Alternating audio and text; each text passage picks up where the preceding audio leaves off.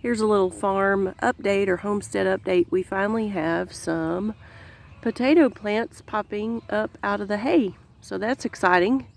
I'm going to show you our onions as well. The onions are looking really green and healthy and growing. We need to come in and put some sawdust here to keep the weeds and the grass down, and we've not done that yet. I planted a couple of rows of carrots right here where you see the empty ground, and we are getting ready to turn this spot into a place to plant our peppers, tomatoes, okra, stuff like that. We've got too many roosters, so today is butchering day.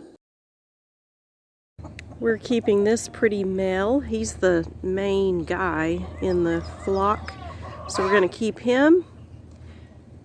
And we're going to keep this guy right here. He's really pretty and a very good rooster. And we're keeping this pretty boy right here. He's kind of small, but he is so pretty. His coloring is so pretty, and he's a good rooster as well. We have 37 hens, and so we're going to keep 3 roosters.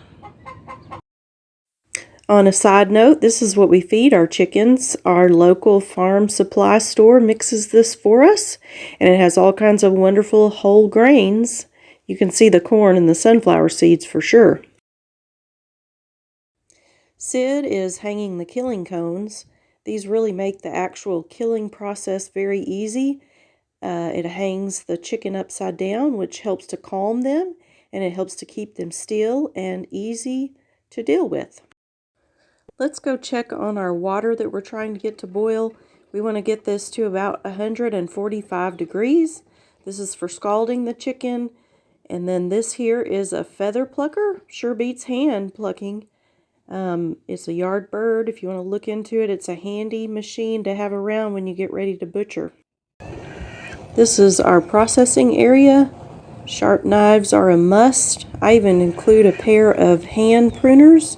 They help for cutting through bone, and a bucket to put whatever you're not keeping.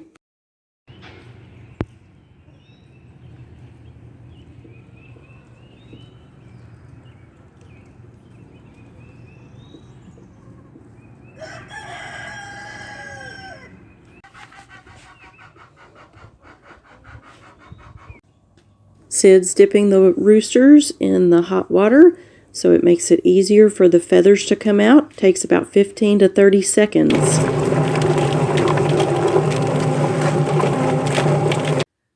So I think I had the camera facing the wrong way while I was doing the processing of the chicken, and that's the part where you cut the chicken open and get everything out, the organs and everything out of the chicken. And so the camera was facing the wrong way, and it was really sunny outside, so it was hard to see what I was doing. Anyway, so I'm just gonna, there are other videos out there that are probably better than what I could do, but I'm just going to tell you the way that I do it. First I start with the neck, and because we leave the neck long, we just take the head, but I cut that neck down some. A sharp pair of scissors and a pair of hand pruners to cut through the bone work well.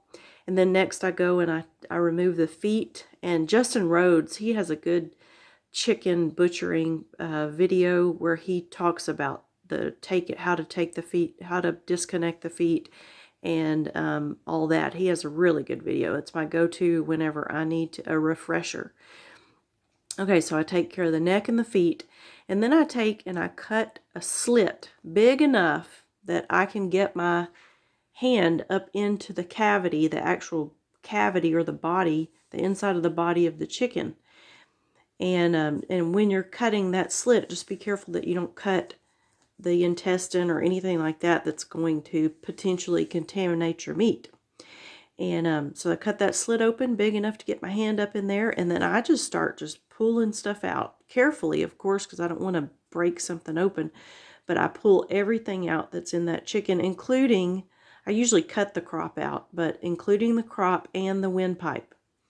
And then I also, some people leave the tail on the chicken.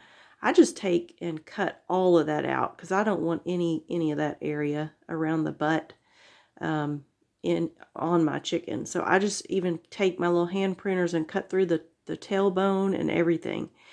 And so just be real careful doing that. Don't break anything open. Make sure you get everything out. I even take and I scrape really good against the rib cage just to make sure that I get everything removed. It's as simple as that. Okay, I'm going to rinse the chickens and I'm going to put them in this ice. I'm going to add water to this and a little vinegar and let them sit in this cooler for a bit. Supposedly that is better if you can get them cooled down all the way before you put them in the freezer or process them. So water, ice, and a little vinegar. The vinegar actually works to kill bacteria. Thanks for watching. I hope that that was helpful. Here's a little recap of how to butcher a chicken. Is first catch the chicken, and then remember a killing cone sure does come in handy. Hang that chicken upside down, and then you're going to slit the throat and let it bleed out. It takes about 3 minutes, and after it has bled out, then you're going to dip the chicken in the hot water, which we got ours to about 145. And after dipping it takes about 15 to 30 seconds. There were some of those roosters that we had to do more than once because the feathers just did not want to come out. So after you have dipped your chicken for 15 to 30 seconds, then you're going to throw it into the plucker. 2 at a time is what works best for us. And then you're going to take it out, and you may even have to do a little bit of hand plucking. And then after you hand pluck, just a reminder that you or the way I do it is I take the neck off first and then the feet, and then open up, cut above the vent, and clean the inside of your chicken out really well. And then after that, make sure you get your chicken in some water with ice and a little vinegar. And then from there, you can do whatever you want to with the chicken. Can it, freeze it, cook it, whatever you want to do.